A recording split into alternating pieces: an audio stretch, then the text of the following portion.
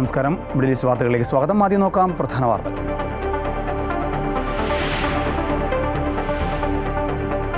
വിഴിഞ്ഞം അന്താരാഷ്ട്ര തുറമുഖം പ്രധാനമന്ത്രി നാളെ രാജ്യത്തിന് സമർപ്പിക്കും.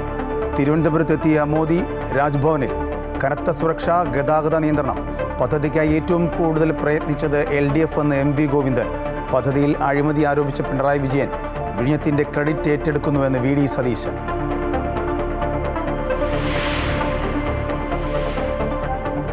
പഹൽഗാം ഭീകരാക്രമണത്തിൽ ശക്തമായ തിരിച്ചടി നൽകുമെന്ന് അമിത്ഷാ. ഒരു തീവ്രവാദിയെപ്പോലും വെറുതെ വിടില്ലെന്നും കേന്ദ്ര ആഭ്യന്തരമന്ത്രി.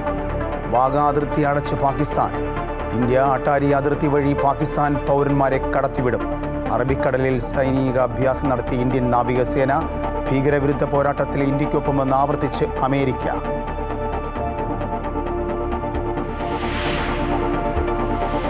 കുവൈറ്റിൽ നഴ്സുമാരായ മലയാളി ദമ്പതികളെ കുത്തേറ്റ് മരിച്ച നിലയിൽ. മരിച്ചത് എറണാകുളം സ്വദേശി സൂരജ്, ഭാര്യ ബെൻസി എന്നിവർ. സൂരജ് ആരോഗ്യ മന്ത്രാലയത്തിലെയും ബെൻസി പ്രതിരോധ മന്ത്രാലയത്തിലെയും ജീവനക്കാർ.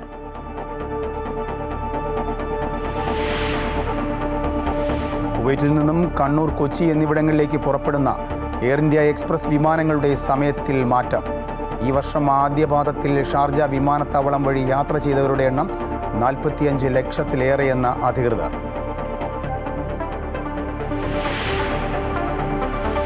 സൗദിയിൽ ഡ്രൈവർ കാർഡ് നേടാത്ത ടാക്സി ഡ്രൈവർമാർക്കുള്ള വിലക്ക് ഇന്നു മുതൽ പ്രാബല്യത്തിൽ. നടപടി taxi, rent A car, online taxi മേഖലാ പ്രവർത്തനങ്ങൾ ശക്തമാക്കുന്നതിന്റെ ഭാഗമായി.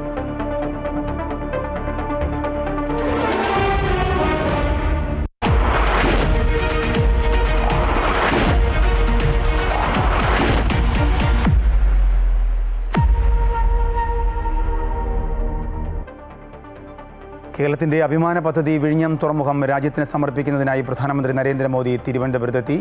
8 മണിയോടെ വിമാനത്താവളത്തിൻ്റെ ടെക്നിക്കൽ ഏരിയയിൽ പ്രധാനമന്ത്രിയുടെ എയർ ഇന്ത്യ 1 വിമാനമിറങ്ങി. പ്രധാനമന്ത്രി പിന്നീട് റോഡ് മാർഗം രാജ്ഭവനിലേക്ക് പോയി. പ്രധാനമന്ത്രിയുടെ വരവ് കണക്കിലെടുത്ത് കനത്ത സുരക്ഷാ വലയത്തിലാണ് തലസ്ഥാന നഗരി. നാളെ രാവിലെ 10:15 വ്യോമസേന ഹെലികോപ്റ്ററിൽ പ്രധാനമന്ത്രി വിഴിഞ്ഞത്തെത്തും. ശേഷം തുറമുഖം നടന്നു കാണും. പിന്നെ തുറമുഖം രാജ്യത്തിന് സമർപ്പിക്കുന്ന ചടങ്ങിൽ സംസാരിക്കും. 12:30 തിരുവനന്തപുരത്ത് നിന്നും പ്രധാനമന്ത്രി മടങ്ങും. കൂടുതൽ വിവരങ്ങളുമായി ദേവിക ചേരുന്നുണ്ട്. ദേവിക, കേരളത്തിൻ്റെ സ്വപ്ന പദ്ധതിയാണ്, രാജ്യത്തിൻ്റെ അഭിമാനമാണ്.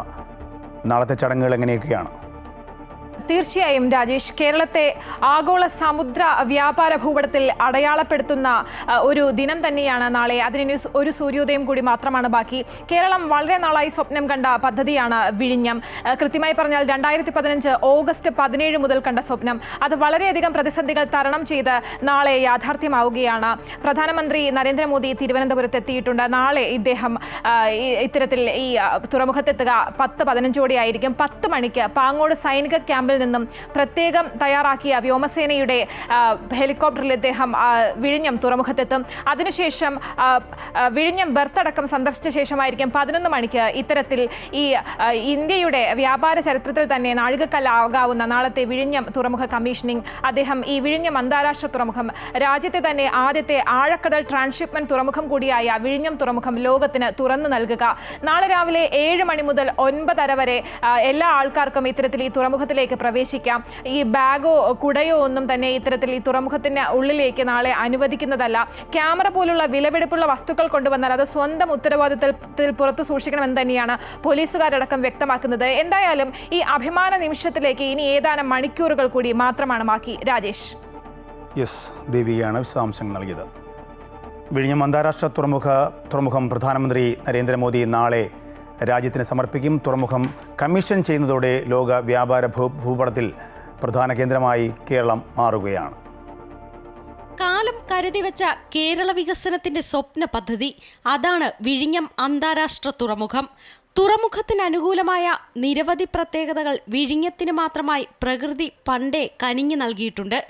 രാജ്യാന്തര കപ്പൽപാതയിൽ നിന്ന് 10 നോട്ടിക്കൽ മൈൽ അകലെ മാത്രമാണ് വിഴിഞ്ഞം തുറമുഖം. ഡ്രഡ്ജിംഗ് നടത്താതെ തന്നെ വമ്പൻ മദർഷിപ്പുകൾക്ക് ബർത്ത് ചെയ്യാനാകുമെന്നതാണ് മറ്റൊരു പ്രത്യേകത. ലോകത്തെ ഏറ്റവും വലിയ കപ്പൽ വ്യാപാര കേന്ദ്രമായി വിഴിഞ്ഞം തുറമുഖം മാറുന്നു. ആദ്യ സെമി ഓട്ടോമേറ്റഡ് തുറമുഖമാണ് വിഴിഞ്ഞം. ഇന്ത്യയിലെ ഏറ്റവും ആഴത്തിലുള്ള പുലിമുട്ടാണ് വിഴിഞ്ഞം വിഴിഞ്ഞത്ത് നിർമ്മിച്ചിരിക്കുന്നത്. പൂർണ്ണമായും ഓട്ടോമേറ്റഡ് യാർഡ് ക്രെയിനുകളും remote operated ship to shore ക്രെയിനുകളും വിഴിഞ്ഞത്ത് വേഗതയും സുരക്ഷിതത്വവും നൽകുന്നു. ഡിസംബറിൽ ട്രയൽ റൺ ആരംഭിച്ചപ്പോൾ തന്നെ വിഴിഞ്ഞം ലോകത്തിന്റെ ശ്രദ്ധാകേന്ദ്രമായി മാറി. പിന്നെ കണ്ടത് ശരവേഗത്തിലുള്ള കുതിച്ചുചാട്ടം. ഇന്ത്യയിൽ പോലും ആദ്യമായി എത്തിയ പല മദർഷിപ്പുകളും വിഴിഞ്ഞത്ത് നങ്കൂരമിട്ടു. ലക്ഷക്കണക്കിന് കണ്ടെയ്നറുകൾ കൈകാര്യം ചെയ്ത് ചരക്ക് നീക്കം റെക്കോർഡിട്ടു. ഇനി അങ്ങോട്ട് കാണാൻ പോകുന്നത് ഒരു നാടിന്റെ മുഖച്ഛായ തന്നെ മാറിമറിയുന്ന വികസന കുതിപ്പിന്റെ അത്ഭുത കാഴ്ചകൾ. അമൃത ന്യൂസ്, തിരുവനന്തപുരം. വിഴിഞ്ഞം തുറമുഖം നാളെ കമ്മീഷനിങ് ചെയ്യാനിരിക്കെ അവകാശവാദങ്ങളും വാക്പോരുകളും അവസാനിക്കുന്നില്ല. തുറമുഖത്തേക്കുള്ള വഴിനീളെ 3 മുന്നണികളുടെയും നേട്ടങ്ങൾ ഉയർത്തിക്കാട്ടി പോസ്റ്ററുകൾ നിറച്ചിരിക്കുകയാണ്. വിഴിഞ്ഞം അന്താരാഷ്ട്ര തുറമുഖം കമ്മീഷനിങ് തീയതി നിശ്ചയിച്ചതു മുതൽ വാദപ്രതിവാദങ്ങൾ തുടരുകയാണ്. തുറമുഖത്തിന്റെ പിതൃത്വത്തെ ചൊല്ലിയാണ് ഇടതുവലതു മുന്നണികളും BJPയും രംഗത്തുള്ളത്. ഉമ്മൻചാണ്ടി സർക്കാരിന്റെ നിരന്തര ശ്രമഫലമായാണ് തുറമുഖത്തിന്റെ നിർമ്മാണം തുടങ്ങിയതും അദാനി ഗ്രൂപ്പിനെ ചുമതല ഏൽപ്പിച്ചതെന്നുമുള്ള അവകാശവാദം UDF ഉയർത്തുമ്പോൾ VS സർക്കാരിന്റെ കാലം മുതൽ തുടങ്ങിയ ശ്രമങ്ങളാണ് ഇടതുമുന്നണി ഉയർത്തിക്കാട്ടുന്നത്. പ്രതിപക്ഷത്തെ പൂർണ്ണമായും അവഗണിച്ച് ക്രെഡിറ്റ് എടുക്കാനാണ് പിണറായി സർക്കാർ ശ്രമിക്കുന്നതെന്ന ആക്ഷേപം കോൺഗ്രസ് നേതാക്കൾ ആവർത്തിച്ചുകൊണ്ടേയിരിക്കുന്നു. കല്ലിട്ട കാര്യം പറഞ്ഞ പിണറായി വിജയൻ ഈ കല്ലിട്ട സമയത്ത് എന്താ പറഞ്ഞത്? ഇത് 6000 കോടി രൂപയുടെ റിയൽ എസ്റ്റേറ്റ് തട്ടിപ്പാണെന്ന് പറഞ്ഞത്. വിഴിഞ്ഞം പദ്ധതി തുടങ്ങുമ്പോൾ ഇന്ന് ക്രെഡിറ്റ് എടുക്കാൻ ശ്രമിക്കുന്ന ജനങ്ങൾക്കറിയാലോ, ഈ മുഖ്യമന്ത്രി അന്ന് പാർട്ടി സെക്രട്ടറിയാണ്. മാധ്യമങ്ങൾ പറഞ്ഞതനുസരിച്ചാണ് ഇപ്പോൾ ക്ഷണിച്ചിട്ടുള്ളത്. പങ്കെടുക്കേണ്ട ആവശ്യമുണ്ടെന്ന് എനിക്ക് തോന്നുന്നു. പക്ഷേ പ്രതിപക്ഷം തീരുമാനിച്ചിട്ടില്ല. ആ കാര്യം ഞങ്ങൾ കൂടിയാലോചിച്ച് തീരുമാനിക്കും. ഞങ്ങൾ കല്ലിട്ടത് കൊണ്ട് മാത്രമല്ല, കല്ലിടുകയും ആ പദ്ധതി ഫലപ്രദമാക്കുന്നതിനും വേണ്ടിയിട്ടുള്ള പ്രവർത്തനങ്ങളാണ് ഉമ്മൻചാണ്ടിയുടെ നേതൃത്വത്തിൽ നടന്നത്. അദ്ദേഹം അങ്ങനെ ഒരു പരാമർശം നടത്തിയത് ദൗർഭാഗ്യകരമായി. കേരള ഗവൺമെൻറ് ചെയ്യുമെന്ന് പറഞ്ഞ ഒരു കാര്യവും ഗവൺമെൻറ് ചെയ്തിട്ടില്ല എന്നുള്ളതാണ് സത്യം.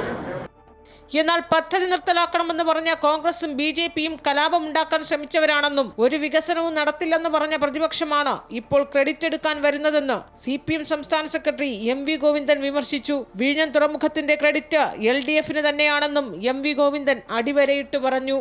തുറമുഖത്തിലേക്കുള്ള വഴിനീളെ 3 മുന്നണികളും തങ്ങളുടെ നേട്ടങ്ങൾ ഉയർത്തിക്കാട്ടി പോസ്റ്ററുകൾ നിരത്തിയിരിക്കുകയാണ്. പ്രധാനമന്ത്രിക്ക് നന്ദി പറഞ്ഞ് BJPയും മുഖ്യമന്ത്രി പിണറായി വിജയന് നന്ദി പറഞ്ഞ് LDFും ഉമ്മൻചാണ്ടിക്ക് നന്ദി പറഞ്ഞ് UDFും പോസ്റ്ററുകൾ നിരനിരയായി പതിപ്പിച്ചിട്ടുണ്ട്. അമൃത ന്യൂസ്, തിരുവനന്തപുരം. 3ാമത് ഷാർജ അനിമേഷൻ കോൺഫറൻസിന് തുടക്കമായി. ഷാർജ എക്സ്പോ സെൻറ്ററിൽ നടക്കുന്ന കുട്ടികളുടെ വായനോത്സവത്തിൻ്റെ ഭാഗമായിട്ടാണ് അനിമേഷൻ കോൺഫറൻസ് ഒരുക്കിയിരിക്കുന്നത്. വിവിധ രാജ്യങ്ങളിൽ നിന്നുള്ള അനിമേഷൻ വിദഗ്ധരും സ്ഥാപനങ്ങളും സമ്മേളനത്തിൽ പങ്കെടുക്കുന്നുണ്ട്. UAE സുപ്രീം കൗൺസിൽ അംഗവും ഷാർജ ഭരണാധികാരിയുമായ Sheikh doctor Sultan bin Muhammad Al ഖാസിമിയാണ് അനിമേഷൻ കോൺഫറൻസ് ഉദ്ഘാടനം ചെയ്തത്. ഷാർജ ഉപഭരണാധികാരി Sheikh Sultan bin Ahmed Al Qasimi, Sharjah book authority chairperson Sheikha Bodour bin Sultan Al Qasimi എന്നിവരും ചടങ്ങിൽ സംബന്ധിച്ചു. കുട്ടികളുടെ വായനോത്സവത്തിന്റെ ഭാഗമായി നടക്കുന്ന അനിമേഷൻ സമ്മേളനത്തിന്റെ 3ാമത് പതിപ്പാണ് ഇത്. വിവിധ രാജ്യങ്ങളിൽ നിന്നുള്ള അനിമേഷൻ വിദഗ്ധരും സ്ഥാപനങ്ങളും 4 ദിവസം നീണ്ടു നിൽക്കുന്ന സമ്മേളനത്തിൽ പങ്കെടുക്കുന്നുണ്ട്. അനിമേഷൻ മേഖലയുമായി ബന്ധപ്പെട്ട പ്രത്യേക പ്രദർശനവും 26 വർക്ക്ഷോപ്പുകളും 21 സംവാദ സദസ്സുകളും സമ്മേളനത്തിന്റെ ഭാഗമായി നടക്കും. ഡിസ്നി ഉൾപ്പെടെയുള്ള ലോകോത്തര അനിമേഷൻ സ്റ്റുഡിയോയിൽ നിന്നുള്ള വിദഗ്ധർ സമ്മേളനത്തിൽ സംബന്ധിക്കാനായി ഷാർജയിലെത്തി. ജാപ്പനീസ് അനിമേഷൻ മേഖലയ്ക്കുള്ള പാരമ്പര്യവും വൈദഗ്ധ്യവും പരിഗണിച്ചുള്ള പ്രത്യേക പ്രദർശനവും ഇത്തവണ ഒരുക്കിയിട്ടുണ്ട്. ഷാർജ അനിമേഷൻ കോൺഫറൻസ് നടക്കുന്ന എക്സ്പോ സെന്ററിൽ നിന്നും ജെറിൻ ജേക്കബിനൊപ്പം ശ്രീരാജ് കൈമൾ, അമൃത ന്യൂസ്. ഈ വർഷം ആദ്യപാദത്തിൽ ഷാർജ വിമാനത്താവളം വഴി യാത്ര ചെയ്തവരുടെ എണ്ണം 45 ലക്ഷത്തിലേറെയെന്ന് അധികൃതർ. കഴിഞ്ഞ വർഷം ഇതേ കാലയളവിൽ അപേക്ഷിച്ച് 8% വർധനവ് യാത്രക്കാരുടെ എണ്ണത്തിലുണ്ടായി. 27,000-ലേറെ വിമാന സർവീസുകളാണ് രേഖപ്പെടുത്തിയത്. 52,000-ലധികം ടൺ ചരക്കും ഷാർജ വിമാനത്താവളം കൈകാര്യം ചെയ്തു. വ്യോമഗതാഗതത്തിനും ലോജിസ്റ്റിക് ആവശ്യങ്ങൾക്കും ചേർന്നു പോകുവാനുള്ള കഴിവ് ഷാർജ വിമാനത്താവളത്തിനുണ്ട് എന്നാണ് ഇത് സൂചിപ്പിക്കുന്നത്. മുൻ വർഷത്തെ അപേക്ഷിച്ച് സ്വകാര്യ വിമാനങ്ങളുടെ സേവനങ്ങളിൽ 26% വർധനവും രേഖപ്പെടുത്തി. മേഖലയിലെ പ്രധാന വിമാനത്താവളം എന്ന നിലയിലും യാത്രക്കാരുടെ പ്രിയപ്പെട്ട ലക്ഷ്യസ്ഥാനം എന്ന നിലയ്ക്കും ഷാർജ വിമാനത്താവളം മാറി എന്നതിൻ്റെ സൂചനയാണിതെന്ന് അധികൃതർ വ്യക്തമാക്കി. കുവൈറ്റിൽ നഴ്സുമാരായ മലയാളി ദമ്പതികളെ കുത്തേറ്റ് മരിച്ച നിലയിൽ കണ്ടെത്തി. എറണാകുളം സ്വദേശി സൂരജ്, ഭാര്യ ബെൻസി എന്നിവരാണ് മരിച്ചത്. അബ്ബാസിയിലെ യുണൈറ്റഡ് ഇന്ത്യൻ സ്കൂൾ പരിസരത്തുള്ള താമസ സ്ഥലത്താണ് ഇന്ന് രാവിലെ ഇരുവരെയും കുത്തേറ്റ് മരിച്ച നിലയിൽ കണ്ടെത്തിയത്. സൂരജ് ആരോഗ്യ മന്ത്രാലയത്തിലെയും ബിൻസി പ്രതിരോധ മന്ത്രാലയത്തിലെയും സ്റ്റാഫ് നഴ്സുമാരാണ്. പോലീസ് തുടർ നടപടികൾ സ്വീകരിച്ചു വരുന്നു. കൂടുതൽ വിവരങ്ങൾ ലഭ്യമാക്കിയിട്ടില്ല. ഇവരുടെ 2 മക്കൾ നാട്ടിലാണ്. ഓസ്ട്രേലിയക്ക് പോകാൻ തയ്യാറെടുക്കുന്നതിനിടയിലാണ് മരണം സംഭവിച്ചത്. മക്കളെ നാട്ടിൽ വിട്ട് കഴിഞ്ഞ ആഴ്ചയാണ് ഇരുവരും തിരിച്ചു വന്നത്. സൗദിയിൽ ഡ്രൈവർ കാർഡ് നേടാത്ത ടാക്സി ഡ്രൈവർമാർക്കുള്ള വിലക്ക് ഇന്നു മുതൽ പ്രാബല്യത്തിൽ. Taxi rent car online taxi മേഖലാ പ്രവർത്തനങ്ങൾ വ്യവസ്ഥാപിതമാക്കുന്ന ചട്ടങ്ങളുടെ ഭാഗമായിട്ടാണ് ടാക്സി ഡ്രൈവർമാർക്ക് ഡ്രൈവർ കാർഡ് നിർബന്ധമാക്കുന്നത്. ഇന്നു മുതൽ ഡ്രൈവിംഗ് ലൈസൻസും ഡ്രൈവർ കാർഡും ഇല്ലാത്ത ഡ്രൈവർക്ക് ടാക്സി മേഖലയിൽ ജോലി ചെയ്യാൻ അനുവാദമില്ല എന്ന് ബന്ധപ്പെട്ട വകുപ്പുകൾ വ്യക്തമാക്കിയിട്ടുണ്ട്. കുവൈറ്റിൽ നിന്നും കേരളത്തിലേക്കുള്ള എയർ ഇന്ത്യ എക്സ്പ്രസ് വിമാന സർവീസുകളിൽ മാറ്റം. കണ്ണൂർ, കൊച്ചി എന്നിവിടങ്ങളിലേക്കുള്ള സർവീസുകളിലെ സമയത്തിനാണ് മാറ്റമുണ്ടായത്. കുവൈറ്റിൽ നിന്ന് കണ്ണൂരിലേക്ക് പോകുന്ന വിമാനം വ്യാഴാഴ്ച ദിവസങ്ങളിൽ കുവൈറ്റ് സമയം രാത്രി 8:15 പുറപ്പെടുകയും പുലർച്ചെ 4 മണിക്ക് കണ്ണൂരിൽ എത്തുകയും ചെയ്യും. തിങ്കളാഴ്ച ദിവസങ്ങളിൽ രാത്രി 9:20 കുവൈത്തിൽ നിന്നും പുറപ്പെടുന്ന വിമാനം പുലർച്ചെ 4:50 കണ്ണൂർ വിമാനത്താവളത്തിലെത്തുക. അതേപോലെ കുവൈത്തിൽ നിന്നും ഞായർ, തിങ്കൾ, ബുധൻ ദിവസങ്ങളിൽ രാത്രി 8:15 കൊച്ചിയിലേക്ക് പുറപ്പെടുന്ന വിമാനം പുലർച്ചെ 4 മണിക്കും വ്യാഴാഴ്ചത്തെ വിമാനം രാത്രി 9:20 പുറപ്പെട്ട് വെള്ളിയാഴ്ച പുലർച്ചെ 4:50 കൊച്ചിയിലെത്തും. വെള്ളിയാഴ്ച ദിവസങ്ങളിൽ കൊച്ചി വിമാനം രാത്രി 11:05 കുവൈത്തിൽ നിന്നും പുറപ്പെട്ട് ശനിയാഴ്ച പുലർച്ചെ 6:55 കൊച്ചിയിലെത്തുക. ഈ ആഴ്ച മുതലാണ് പുതുക്കിയ സമയക്രമം പ്രാബല്യത്തിൽ വരിക. Amrita news, Kuwait.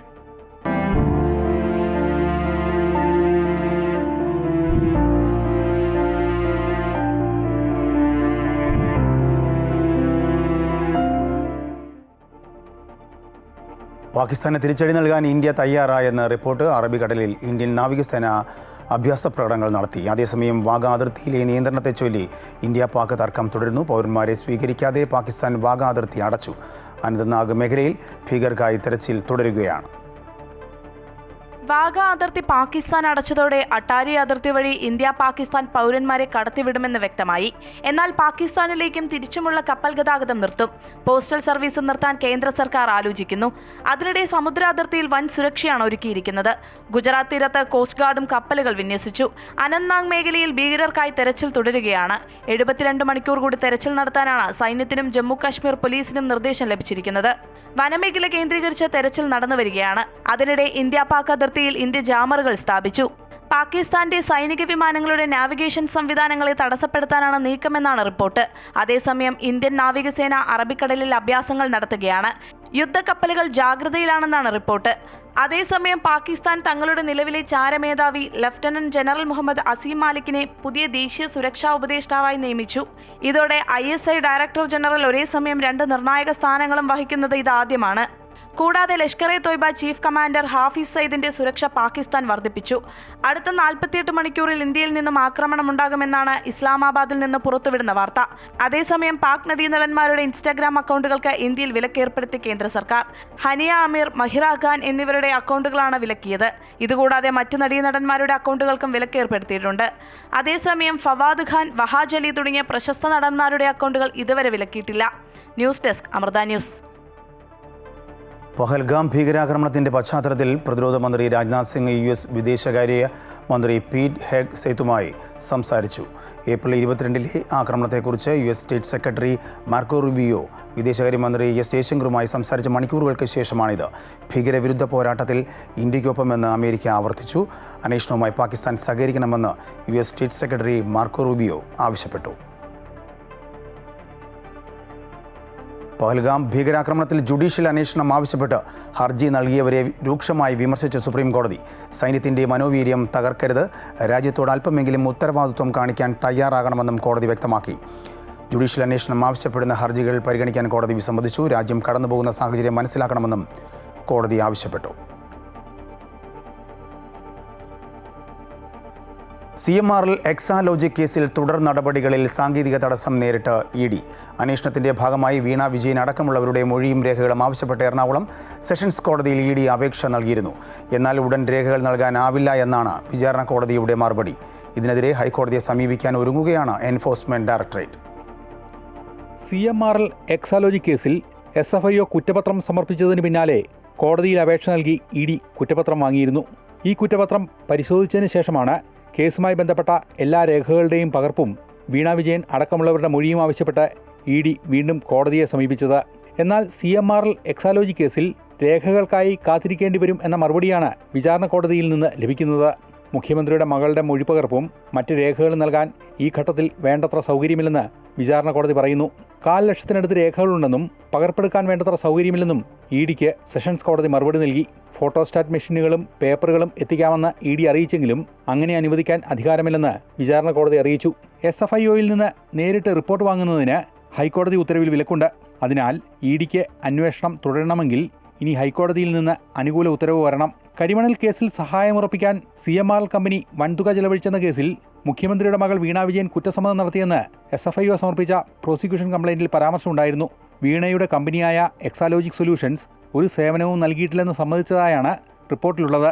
എന്നാൽ SFIOയ്ക്ക് ഇങ്ങനെയൊരു മൊഴി നൽകിയെന്ന പ്രചാരണം വാസ്തവ വിരുദ്ധമാണെന്ന് വീണ വിജയൻ പ്രതികരിച്ചിരുന്നു. അമൃത ന്യൂസ്, കൊച്ചി. കുവൈറ്റിൽ മയക്കുമരുന്ന് കടത്ത് കേസിൽ 4 ഇറാൻ പൗരന്മാർക്ക് വധശിക്ഷ. ക്രിമിനൽ കോടതി ജഡ്ജി നൈഫ് അൽ ദഹുമിൻ്റെ നേതൃത്വത്തിലുള്ള ബെഞ്ചാണ് വിധി പുറപ്പെടുവിച്ചത്. 1 ദശലക്ഷം ദിനാർ വിലമതിക്കുന്ന 350 കിലോഗ്രാം ഹാഷിഷ് കടൽ മാർഗം കുവൈറ്റിലേക്ക് കടത്താൻ ശ്രമിച്ച കേസിലാണ് ശിക്ഷ.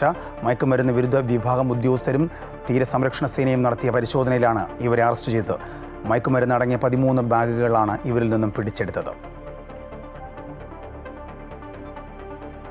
ഷാർജ മലയാളി സമാജം ഈദ്, വിഷു, ഈസ്റ്റർ ആഘോഷങ്ങളുടെ ഭാഗമായി സ്നേഹസന്ധ്യ സംഘടിപ്പിച്ചു. ഷാർജ ലുലു സെൻട്രൽ മാളിൽ നടന്ന പരിപാടിയിൽ വിവിധ കലാപരിപാടികൾ അരങ്ങേറി. പ്രസിഡന്റ് പുഷ്പരാജ് ആദവനാടിൻ്റെ അധ്യക്ഷതയിൽ നടന്ന യോഗത്തിൽ കാലം ചെയ്ത ഫ്രാൻസിസ് മാർപ്പാപ്പയ്ക്കും കാശ്മീരിൽ തീവ്രവാദികളിൽ കൊല്ലപ്പെട്ട സഹോദരങ്ങൾക്ക് ആദരാഞ്ജലികൾ അർപ്പിച്ചു. ജനറൽ സെക്രട്ടറി ജിജോ കളിക്കൽ സ്വാഗതം പറഞ്ഞു. ചെറിയാൻ, ജഗദീഷ്, റാണി മാത്യു, കുമാരി സംവിത ശ്രീധർ എന്നിവർ ആശംസാ പ്രസംഗം നടത്തി. ഇന്ത്യയിലെ മലയാളി സമൂഹത്തിൻ്റെ പൊതുവേദിയായ ജിദ്ദ കേരള പൗരാവലിയുടെ പുതിയ ലോഗോ പ്രകാശനം ചെയ്തു.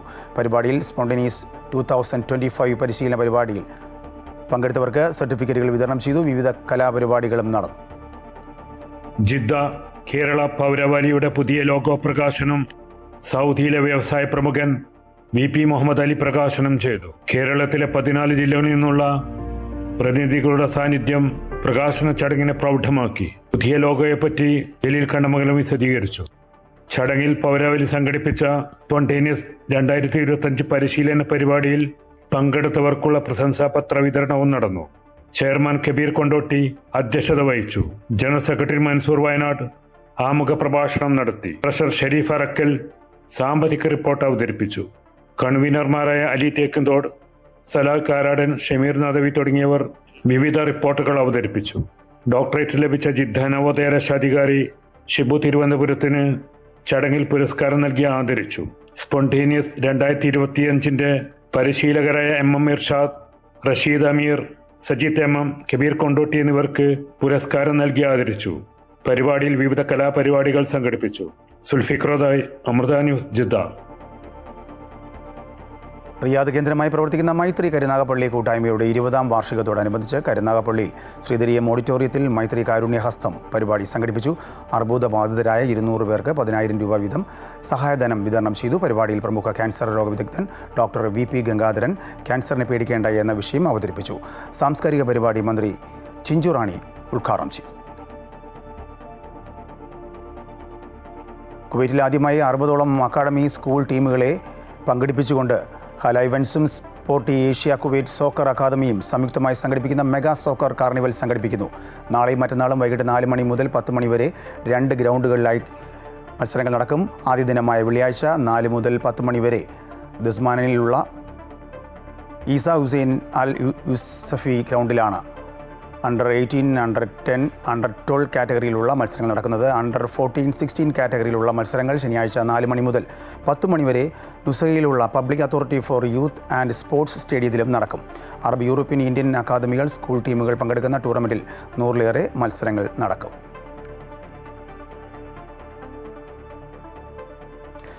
UAEയുടെ 28 മന്ത്രാലയങ്ങളുമായി ഡിജിറ്റൽ സംഭരണ സഹകരണത്തിനുള്ള കരാറിൽ ഒപ്പുവെച്ച് ലുലു ഹോൾഡിംഗ്സ്.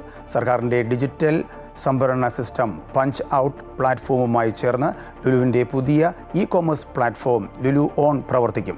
ഇത് സംബന്ധിച്ച ധാരണാപത്രത്തിൽ UAE ധനകാര്യ സഹമന്ത്രി Muhammad bin Hadi Al Hussaini, Lulu group chairman MA Yusuff Ali എന്നിവരുടെ സാന്നിധ്യത്തിൽ financial management sector under secretary Mariam Muhammad Al Amiri, Lulu global operation director Saleem MA എന്നിവർ ചേർന്ന് ഒപ്പുവച്ചു. ഫുഡ് ഗ്രോസറി, ഇലക്ട്രോണിക്സ് ഉൽപ്പന്നങ്ങൾ എന്നിങ്ങനെ 35 വിഭാഗങ്ങളിലായി 1.25 ലക്ഷത്തോളം ഉൽപ്പന്നങ്ങൾ ലുലു ഓൺ വഴി ഓർഡർ ചെയ്യാൻ സാധിക്കും. UAE മന്ത്രാലയങ്ങളുമായി സഹകരിക്കുന്നതിൽ അഭിമാനമുണ്ടെന്ന് Lulu group chairman MA Yusuff Ali പറഞ്ഞു. മൈത്രി ജിദ്ദ അംഗങ്ങൾക്കായി നടത്തിവരാറുള്ള കായിക ദിനം മൈത്രി സ്പോർട്സ് മീറ്റ് 2025 എന്ന പേരിൽ സംഘടിപ്പിച്ചു. 2 ആഴ്ച നീണ്ടുനിന്ന ഇൻഡോർ മത്സരങ്ങളും 1 ദിവസത്തെ ഔട്ട്ഡോർ മത്സരങ്ങളോടെയായിരുന്നു പരിപാടി. മാർച്ച് പാസോടെയാണ് പരിപാടി സമാരംഭിച്ചത്. മൈത്രി പ്രസിഡന്റ് ഷെരീഫ് അറയ്ക്കൽ അധ്യക്ഷത വഹിച്ച സമാപന ചടങ്ങ് മുസാഫിർ ഏലൻകുളത്ത് ഉദ്ഘാടനം നിർവഹിച്ചു. വാശിയേറിയ കായിക മത്സരങ്ങളിൽ അബിൻരാജ്, റെജില, സഹീർ നേതൃത്വം നൽകിയ ഗ്രീൻ ഹൗസ് കൂടുതൽ പോയിന്റ് നേടി ചാമ്പ്യന്മാരായി.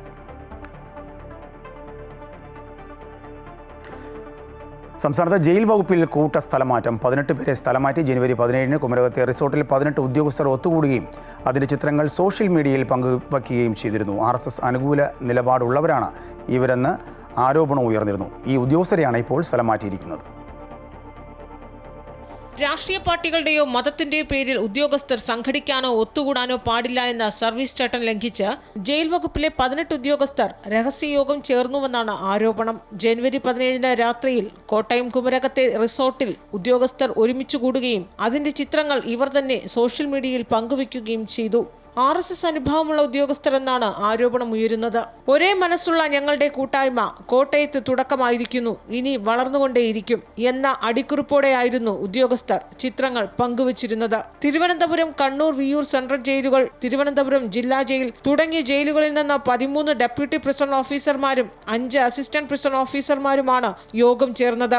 രഹസ്യാന്വേഷണ വിഭാഗം നൽകിയ അന്വേഷണ റിപ്പോർട്ടിനെ തുടർന്നാണ് ഇപ്പോൾ യോഗം ചേർന്ന 18 ഉദ്യോഗസ്ഥരെയും സ്ഥലം മാറ്റിയിരിക്കുന്നത്. എന്നാൽ സ്ഥലംമാറ്റ ഉത്തരവിൽ യോഗം ചേർന്നതിന്റെയോ സർവീസ് ചട്ടലംഘനത്തിന്റെയോ കാരണങ്ങൾ ചൂണ്ടിക്കാട്ടിയിട്ടില്ല. സാധാരണ സ്ഥലമാറ്റം പോലെയാണ് ഉത്തരവ് പുറത്തിറങ്ങിയിട്ടുള്ളത്. അമൃത ന്യൂസ്, തിരുവനന്തപുരം. അമൃത സർവകലാശാല school of agricultural science international conference on climate smart rice farming സംഘടിപ്പിച്ചു. 2 ദിവസങ്ങളിലായി അമൃത വിശ്വവിദ്യാപീഠം കോയമ്പത്തൂർ ക്യാമ്പസിലായിരുന്നു പരിപാടി നടന്നത്. Indian council of social science റിസർച്ചുമായി സഹകരിച്ചായിരുന്നു പരിപാടി സംഘടിപ്പിച്ചത്. സദ്ഗുരു ശ്രീ മാതാ അമൃതാനന്ദമയി ദേവി വിഭാവനം ചെയ്തതുപോലെ ആത്മീയതയിലും അനുകമ്പയിലും അധിഷ്ഠിതമായ ഗവേഷണങ്ങളാണ് അമൃത സർവകലാശാല ലക്ഷ്യമിടുന്നത് എന്ന് പരിപാടി ഉദ്ഘാടനം ചെയ്ത സ്വാമി തപസ്യാമൃതാനന്ദപുരി പറഞ്ഞു. Kerala forest research institute director doctor Kannan Warrier, TNAU dean doctor N Marakatham, Amrita സർവകലാശാല ഡീൻ ഡോക്ടർ സുധീഷ് മണലിൽ, ഡോക്ടർ കൃഷ്ണ ജഗദീഷ് തുടങ്ങിയവർ സംസാരിച്ചു. 2 ദിവസങ്ങളിലായി അമൃത വിശ്വവിദ്യാപീഠം കോയമ്പത്തൂർ ക്യാമ്പസിൽ നടന്ന കോൺഫറൻസിൽ Tamil Nadu agricultural university, Kerala agricultural university, university of agricultural sciences Bengaluru, international rice research institute Philippines, ICIR, ISROയുടെ Indian institute of remote sensing എന്നിവിടങ്ങളിൽ നിന്നുള്ള ശാസ്ത്രജ്ഞരും വിദഗ്ധരും പങ്കെടുത്തു.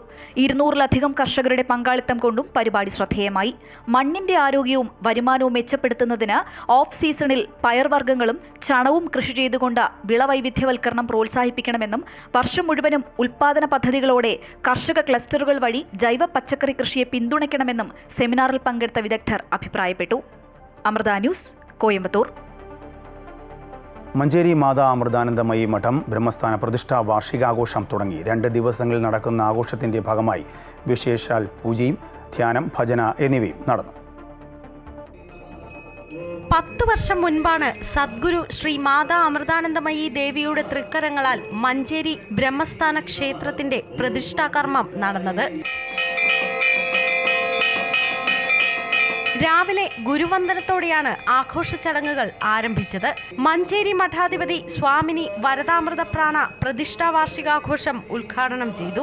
നമ്മളിലെ മനുഷ്യനിലെ നന്മയെ വളർത്താനും ഉള്ളിൽ കുടികൊള്ളുന്ന ആത്മശക്തിയെ വളർത്തി അത് നമ്മുടെ കർമ്മരംഗത്തേക്ക് കൊണ്ടുവന്ന് സമൂഹത്തിൽ നമ്മളുടേതായ നല്ല സംഭാവനകൾ നൽകാനും നല്ല വ്യക്തികളെ വാർത്തെടുക്കാനും അമ്മയുടെ ആ കാരുണ്യത്തിൻ്റെ തണലിലേക്ക് ജനങ്ങളെ ഒന്നിച്ചു നിർത്താനും അങ്ങനെ ബ്രഹ്മസ്ഥാന ക്ഷേത്രത്തിലൂടെ നമ്മൾ നടന്നുകൊണ്ടിരിക്കുന്നത്. ആ ലക്ഷ്യം വെച്ചാണ് ക്ഷേത്രവും ആശ്രമവും എല്ലാം പ്രവർത്തിക്കുന്നത്.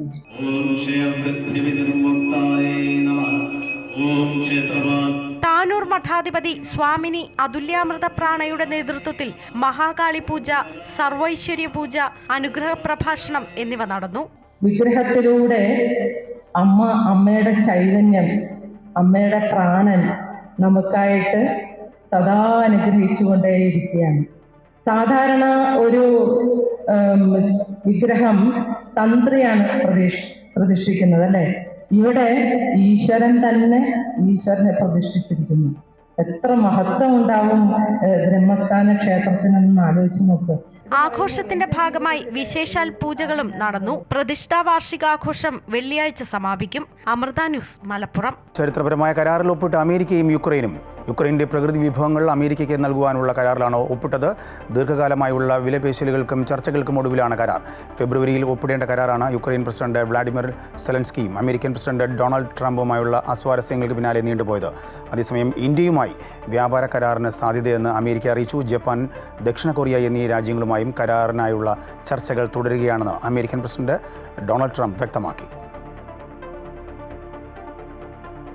സംസ്ഥാനത്ത് നിന്നും സ്വർണ്ണവില കുറഞ്ഞു. പവന് ഇന്ന് 1640 രൂപയാണ് ഒറ്റയടിക്ക് കുറഞ്ഞത്. ഇതോടെ സ്വർണ്ണവില 71,000 താഴെയെത്തി. ഏപ്രിൽ 17 ശേഷം ആദ്യമായാണ് സ്വർണ്ണവില 70,000 എത്തുന്നത്. ഒരു പവൻ സ്വർണ്ണത്തിൻ്റെ ഇന്നത്തെ വിപണി വില 70,200 രൂപയാണ്. ഇന്നലെ അക്ഷയ തൃതീയ ദിനത്തിൽ സ്വർണ്ണവില മാറ്റമില്ലാതെ തുടർന്നിരുന്നു.